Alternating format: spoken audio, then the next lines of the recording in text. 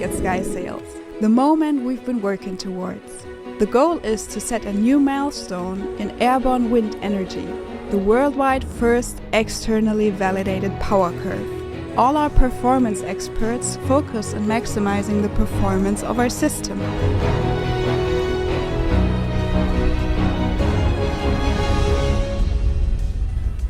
At SkySails, we harness the power of the high-altitude winds with 180 square meters huge kites. When the kite flies, it pulls an 800-meter-long tether from a towing winch in the ground station.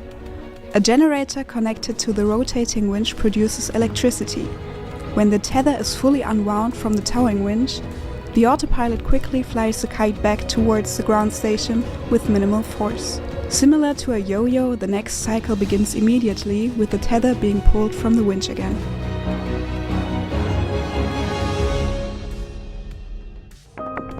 During the performance week, we evaluate the amount of energy our system produces in various wind situations. We have set up measurement points in our facility to assess the performance it delivers. The measurement technology has been installed by an external service provider using state-of-the-art technology and has been approved by our partner Windtest, an accredited company by DAX. The measurement data is encrypted and transmitted directly to Windtest for independent evaluation and verification. In the development process, our self-developed digital tools give us various insights about how our system can be refined to be as efficient as possible. To fine-tune our kite designs, we use a digital twin of our flying system. We've built an in-house toolchain that covers the entire development process, from creating the production data for our manufacturers to high-fidelity simulations of our flying system.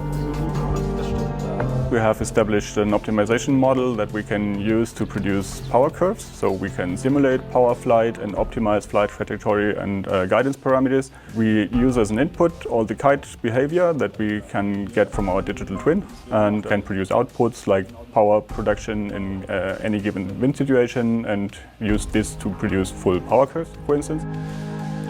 In our kite loft, the kite is being prepared. SkySails' history spanning over 20 years, we have a lot of experience in developing extremely robust and efficient kite systems capable of towing large cargo vessels across the oceans. To adapt our technology for airborne wind energy purposes, we extended our flying system with the capacity for vast depowering by introducing pitch control. This minimizes the amount of energy and time required to retract the kite towards the ground station. The result is our new generation of kites, the Skyriders. This is the current generation of control pods which we developed for our new kite systems, the Skyriders.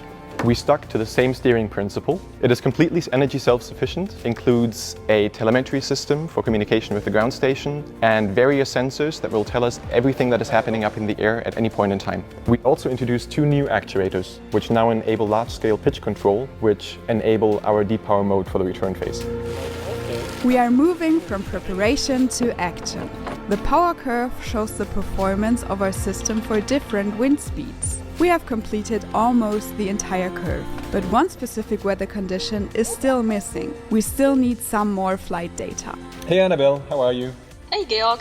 Have you already had a look at the weather for tomorrow? Yes, I did, and it looks pretty good. As you see, at 10 we have about 10 meters per second, and it's then slowly increasing during the day. Perfect. Those are just the conditions we need to capture that missing point on our power curve. Exactly. The following day, in Hamburg, our team is preparing for the measurement of the system data. Meanwhile, the flight is launched at our facility in Klicksbühl in Schleswig-Holstein.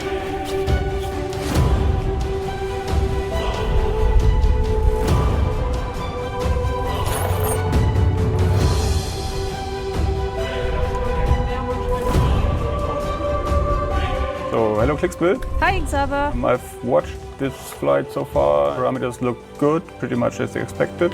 I would suggest to increase the power limit to full power and also line force to design load. Let's do this.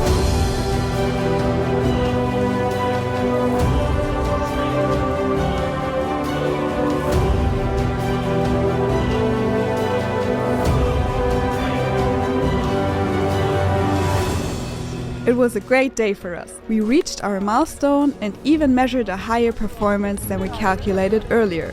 It would be enough energy to power 100 to 200 households. But will it be enough data to receive a verification from Windtest? Yes. This is a great success for us. We could show how high-performing our system is. An exciting week comes to an end. What an achievement! This is the first time ever an airborne wind energy system has received a certificate from an independent institution proving the performance of our SkySails power plant. SkySails brings airborne wind to reality as the missing puzzle piece for a transition to 100% renewable energy supply. Thank you to the entire team for all your dedication in the measurement of the power curve. Here's to reaching new heights.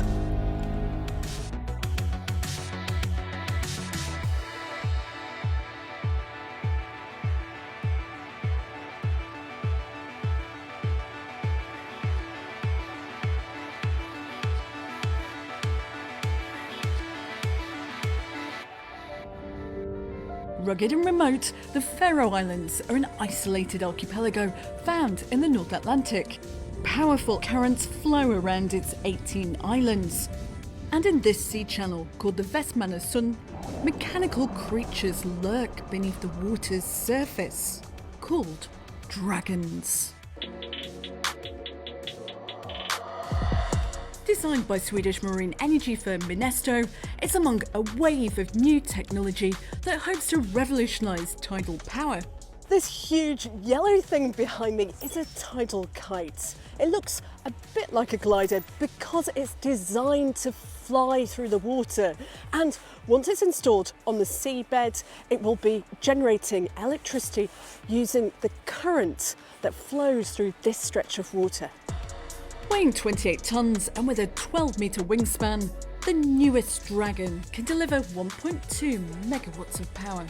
It's sort of like kite surfing, but on the water. So we tether it off to the seafloor, foundation on the seafloor, and then it flies in a figure of 8. As underwater currents flow by, the kite's wings generate a hydrodynamic lift force, spinning the turbine and generating electricity. This design is very different to other types of tidal technology. So what's the advantage of a design like this one?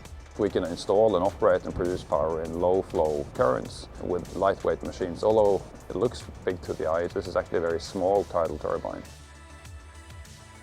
We've designed the system as such to be maintenance friendly, and that you simply just tow them in, replace modules and then put them back in. We've also over the years removed more and more components from the system and fit them on shore instead. The less components you have that can become damaged, it's easier to access it and it's much cheaper also. It's the gravitational pull of the moon, and to some extent the sun, which gives the tides their rhythm. And unlike wind, solar or hydro, tidal power isn't reliant on weather.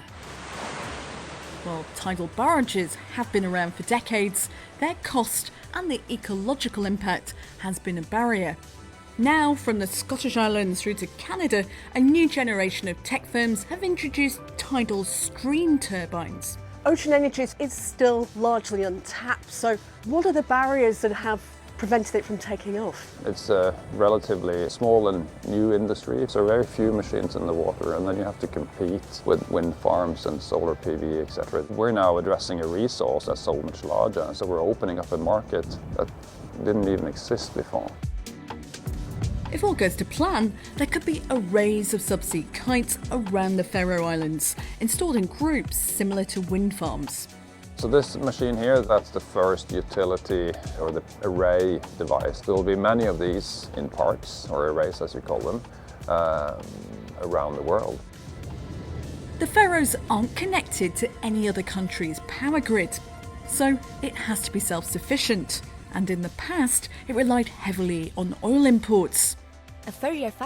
Now though, it's going fully green. And this battery station helps to regulate electricity supply. We have the biggest battery, I think, in the Danish kingdom. We don't have any subsea cables to neighboring countries. So we need to maintain the stability of the power system at all points in time, so on a millisecond level. Much of the country's power will come from wind, hydro and solar, but that's also where its experiment with tidal energy comes in. It's predictable. We know exactly when it's there, 100 years ahead. If we install tidal turbines in different spots, we will have a baseload generation from tides. And that is extremely valuable. If we can unlock the potential, it can really dramatically change the energy mix in the islands. Maybe 30 to 40% of the annual usage in the islands could be provided by tides.